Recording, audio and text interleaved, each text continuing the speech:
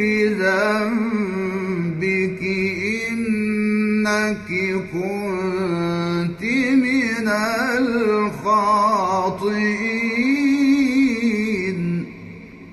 وقال نسوة في المدينة امرأة العزيز تراود فتاها عن نفسه قد شغفها